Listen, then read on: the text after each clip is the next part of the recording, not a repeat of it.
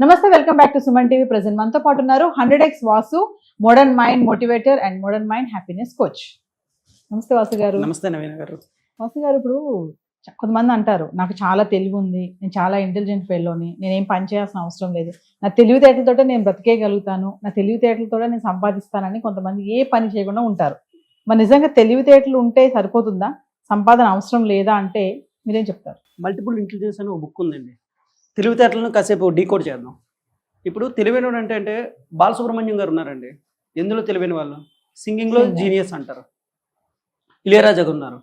Music కంపోజింగ్లో genius. Michael Jackson గారు ఉన్నారు. డ్యాన్స్లో జీనియస్. అలాగే గ్రేట్ సైకాలజిస్టులు ఉంటారు, గ్రేట్ డాక్టర్స్ ఉంటారు, గ్రేట్ చిరంజీవి గారు ఉన్నారు డ్యాన్స్లో. ఇలాగా రాజమౌళి గారు ఉన్నారు డైరెక్షన్లో.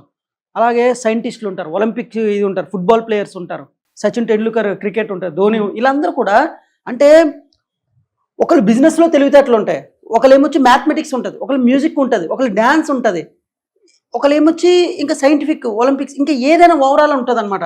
అంటే ఇక్కడ ఏంటంటే ఒక్కొక్కరికి తెలివితేటలు అనేది కొంతమందికి 2-3 జీనియస్లు ఉంటారు, కొంతమంది ఏంటంటే ఒక దాంట్లో ఎక్స్పర్ట్స్ ఉంటారు.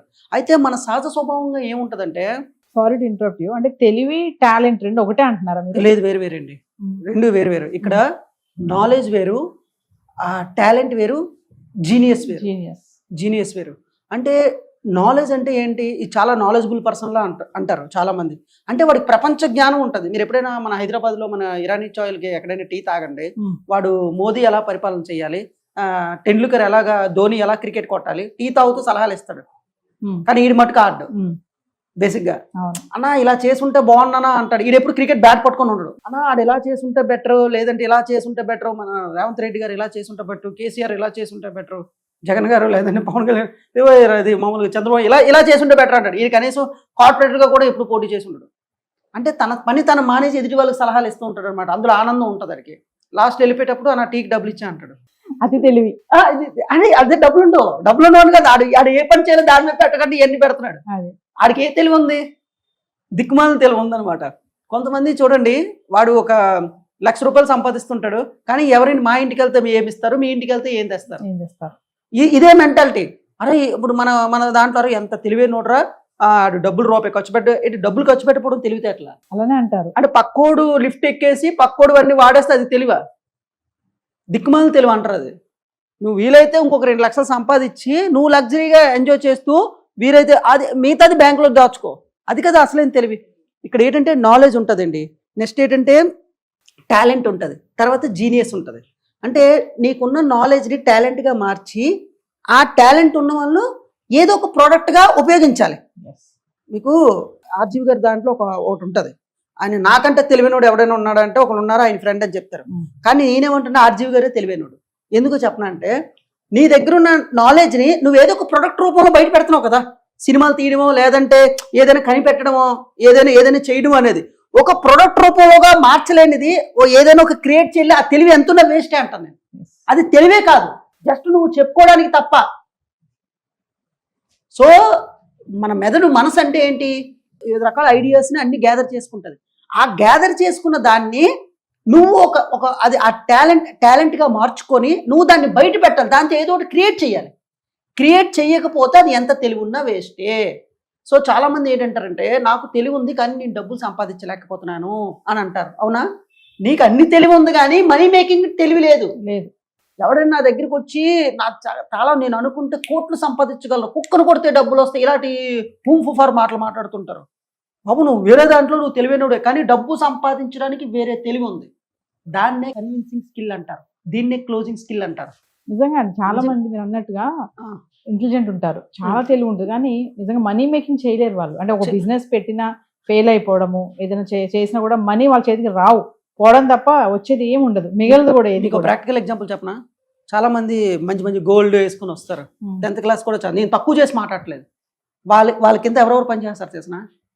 మంచి డాక్టర్స్, మంచి అడ్వకేట్స్, వాళ్ళ టీం అలా ఉంటుంది. మంచి చార్టెడ్ అకౌంటెంట్స్, కనీసం సంతకం రాలేని వాళ్ళు కూడా ఉంటారు. మరి వీళ్ళెందుకు వీళ్ళ దగ్గర పనిచేస్తున్నారు? బ్యాక్ బెంచర్ స్టూడెంట్స్ దగ్గర.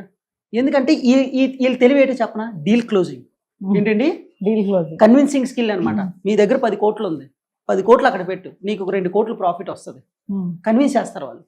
ఈ ప్రపంచంలో డబ్బు సంపాదించడానికి ఉన్న ఏకైక స్కిల్ మీరు నవీన గారు నన్ను అడిగితే మోడర్న్ మైండ్ మూడు ఒకటే చెప్తాను, కన్విన్సింగ్ స్కిల్.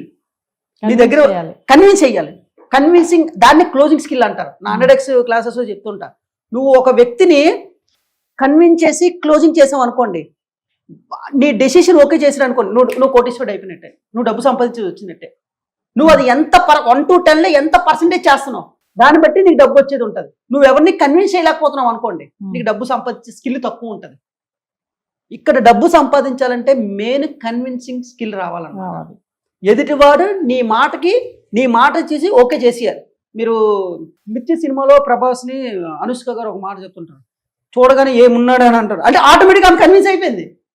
ఇక్కడ కన్విన్స్ చేయడం ఒక పద్ధతి, ఆటోమేటిక్గా కన్విన్స్ చేయడం రెండో పద్ధతి. నేను 2 పద్ధతులు ప్రయోగించమంటాను. నీకు ఒక వ్యక్తి డబ్బులు ఇన్వెస్ట్ చేయాలన్నా, లేదంటే ఒక వ్యక్తి నీ మాట వినాలన్నా ఒక పద్ధతి నువ్వు కన్విన్స్ చేయడం. నేను రెండో పద్ధతి ఏంటి, మోడర్న్ మైండ్ మూడు వాళ్ళే కన్విన్స్ అయిపోలేదు. కట్అవుట్ చూసి కొన్ని నమ్మేయాలి డూడ్ అంటారా, వాళ్ళు చూసి మనకి నమ్మేయాలి. క్వశ్చన్ ఏమి అడగకూడదు, ఫ్రీక్వెంట్ ఆస్క్డ్ క్వశ్చన్లు ఏమి ఉండకూడదు. దీనికి నీకు మళ్ళీ మోడర్న్ యాక్షన్ చేయాలి. టైం, ఎనర్జీ, ఎఫర్ట్స్ పెడితే కొన్ని రోజులు పెడితే ఆటోమేటిక్గా కన్విన్స్ అయిపోతారు. ఎప్పుడు కన్విన్స్ అవుతారు? ఫస్ట్ నువ్వు ఒక పనిలో స్థిరత్వంగా ఉన్నావా, నీకు ఆ పనిలో స్కిల్ ఉందా, నీకు ఇంతకుముందు క్లయింట్స్ ఉన్నారా, నీకు ఆ పనిలో ఎక్స్పర్సన్ నాలెడ్జ్ ఉందా, ఆప్షనల్గా నువ్వు ఉన్నావా, నువ్వు బెస్టా. People follow only best people అండి. ఎవరైతే ది బెస్ట్ ఉంటారో వాళ్ళని ఫాలో అవుతారు, వాళ్ళని యాక్సెప్ట్ చేస్తారు. ది బెస్ట్, ఇప్పుడు మనకి హెయిర్ కటింగ్కి వెళ్ళినా, లేదంటే ఒక మంచి బొటక్యూకి వెళ్ళినా, లేదంటే ఒక మంచి సారీ షాప్కి వెళ్ళి ఎక్కడికి వెళ్తాం, వాడు తక్కువకి ఇస్తున్నాడని వెళ్ళాం, ది బెస్ట్ ఇస్తున్నాడు లేదా చూస్తాం, ఫుడ్ అయినా దేనైనా. అలా నువ్వు బెస్ట్ అయితే ఆటోమేటిక్ పబ్లిక్ నీ దగ్గరికి వస్తారు, ఆటోమేటిక్ కన్విన్స్ అయిపోతారు. మీరు ఒక హోటల్కి వెళ్ళి రోజు ఫుడ్ తింటున్నారండి, కొన్ని ఫేవరెట్ ఉంటాయి, వాడు రమ్మని చెప్తున్నాడు మీకు, మీరు కన్విన్స్ అయిపోయారు, అక్కడికి వెళ్తాం మనం. మీరు ఎలా కన్విన్స్ అవ్వాలో వాడు ముందు కన్విన్స్ చేశాడు. దీన్ని ఇంపల్స్ కన్విన్సింగ్ అంటారు. అంటే మీకు తెలియకుండా వాడు మిమ్మల్ని కన్విన్స్ చేస్తున్నాడు. ఇప్పుడు హోటల్కి వెళ్తే డోర్ దగ్గర కొన్ని ఆప్షన్స్ ఉంటాయి, ట్రాఫిక్ కార్ పార్కింగ్కి వెళ్ళేటప్పుడు కొన్ని సింబల్స్ ఉంటాయి, అసలు ఏ స్ట్రెస్ ఉండదు మనకి, అన్నీ డిజైనెడ్ గా ఉంటాయి. అంటే మీరు ఎక్కడెక్కడైతే స్ట్రెస్ ఫీల్ అవుతారో దాన్ని కట్ చేసి మీకు హ్యాపీ ఫీల్ ఇస్తున్నాడు. అప్పుడు అబ్బా ఏమి ఇస్తున్నాడు రా, ఫ్యూచర్స్, ఫెసిలిటీస్, ఇక్కడికే రావాలని అనిపిస్తుంది. మీరు ఏదైతే ఆలోచిస్తున్నాడో ముందే ఆలోచించి చేస్తున్నాడు. That is called high convincing అన్నమాట. ఇప్పుడు చెప్పండి, కన్విన్సింగ్ చేస్తే డబ్బులు వస్తాయి రావా? ఖచ్చితంగా. మీరు చాలా law of attraction, visualisation practice చేస్తున్నారు, కన్విన్సింగ్ రావట్లేదు, వేస్ట్. మీరు బాగా కన్విన్సింగ్ స్కిల్ ప్రాక్టీస్ చేశారు, ఇది ఇట్స్ ఎ స్కిల్ ప్రాక్టీస్ అండి, ఇంకేం లేదు. స్కిల్ బాగా ప్రాక్టీస్. ఇప్పుడు ఒక అమ్మాయి ఉందండి, అమ్మాయి ఏం చదువుకోలేదు, ఒక అమ్మాయి బాగా పిహెచ్డి చేసింది. ఈ అమ్మాయి చదువుకోలేదు కానీ సేల్స్ లో తోపు. కస్టమర్ని చూడగానే ఫ్యూచర్స్ అన్ని బాగా ఎక్స్ప్లెయిన్ చేస్తుంది, బాగా డీటెయిల్ ప్రాజెక్ట్ రిపోర్ట్ అన్ని తయారు చేస్తుంది, బాగా ఎక్స్ప్లెయిన్ చేస్తుంది, కన్విన్స్ చేసేస్తుంది. నువ్వు ఎంత పిహెచ్డి చేసినా ఈ అమ్మాయి ముందు ఈ అమ్మాయి వేస్టే. సో డబ్బు సంపాదించాలంటే సేల్స్ లో కన్విన్సింగ్ స్కిల్ రావాలి. నువ్వు బయట పిహెచ్డీలు ఎంత ఉన్నా సరే అవ్వదు. చాలా మందిని చూడండి, మ్యాథమెటిక్స్ లో జీనియస్ ఉంటారు, డాక్టర్స్ లో జీనియస్ ఉంటారు, లాయర్స్ లో జీనియస్ ఉంటారు. మీరు ఎప్పుడైనా అడ్వకేట్ దగ్గరికి వెళ్ళండి, కొంతమంది చెట్టు కింద ఉంటారు. అదే వాళ్ళకంటే జూనియర్స్ కొంతమంది కన్విన్సింగ్ స్కిల్ వచ్చిన వాళ్ళు మంచి మంచి బెంజ్ కార్లో తిరుగుతారు, గంటకు 10 లక్షలు తీసుకునే వాళ్ళు ఉంటారు. మరి ఎందుకు ఇద్దరికి తేడా ఏంటి? కన్విన్సింగ్. అటువంటి కన్విన్సింగ్ లో ఒక 20 స్ట్రాటజీలు ఉన్నాయి మన మోడర్న్ మైండ్ మోటివేషన్లో నేను చెప్తూ ఉంటాను. ఎందుకంటే నువ్వు ఎంత లా ఆఫ్ అట్రాక్షన్ చేయి, ఎంత విజువలైజేషన్ చేయి, ఇది లేకపోతే మటుకు నువ్వు కిందకు డమ్మాలే ఇంకా. కానీ చాలా మంది ఇది చెప్పరు. ఎందుకు చెప్పరంటే వాళ్ళకి కూడా తెలియదు కాబట్టి. నిజమేండి, వాళ్ళకి కూడా తెలియదు. కన్విన్సింగ్ ఉంటే ఉంటుందండి. నేను కొంచెం డీటెయిల్డ్గా అసలు ఒక బయర్ సైకాలజీని నేను కొంచెం బయర్ సైకాలజీ కూడా నేర్పిస్తాను. నేను ఒక వ్యక్తి నీ దగ్గరికి వచ్చాడంటే వాడు ఏ సైకాలజీతో వచ్చాడు, వాడు ఏం కోరుకుంటున్నాడు, దానికి నువ్వు ఎలా సాటిస్ఫై చేయాలి, వాడు లైఫ్ లాంగ్ నీకు ఎలా ఉండాలి కస్టమర్గా. లైఫ్ లాంగ్ కస్టమర్గా 100 మంది ఉన్నారు అనుకోండి, మీరు వేరే కొత్త కస్టమర్లు ఎత్తుకోవాల్సిన అవసరం లేదు. వాడు ఎక్కడికి వెళ్ళి నువ్వే గుర్తు రావాలి. అలా ఏ విధంగా చేయాలి, అలాగే వాడిని సాటిస్ఫై చేయి, నువ్వు సాటిస్ఫై. దీన్ని విన్ విన్ ఫార్ములా అంటారు. మన మోడర్న్ మైండ్స్లో మనం ఈ విధంగా ఉంటాయి. దీంతో పాటు ఒక 10% బుల్లిగా విజువలైజేషన్ అఫర్మేషన్ చేసుకోమంటారు. 90% ఇది, 10% అది. నువ్వు 90% విజువలైజేషన్ అఫర్మేషన్ చేస్తే 10% ఏం చేసి నువ్వు సెట్కి వెళ్ళిపోతావు ఏదో ఒక రోజు. అలా సెట్కి వెళ్ళిపోయే వాళ్ళు చాలా మంది ఉన్నారు. దయచేసి మోడర్న్ మైండ్ మోటివేషన్లో చూసిన బయటికి రావాలని నా యొక్క కోరిక. రాకపోతే వాళ్ళ ఇష్టం, నేనేం చేయలేను దానికి. Thank you.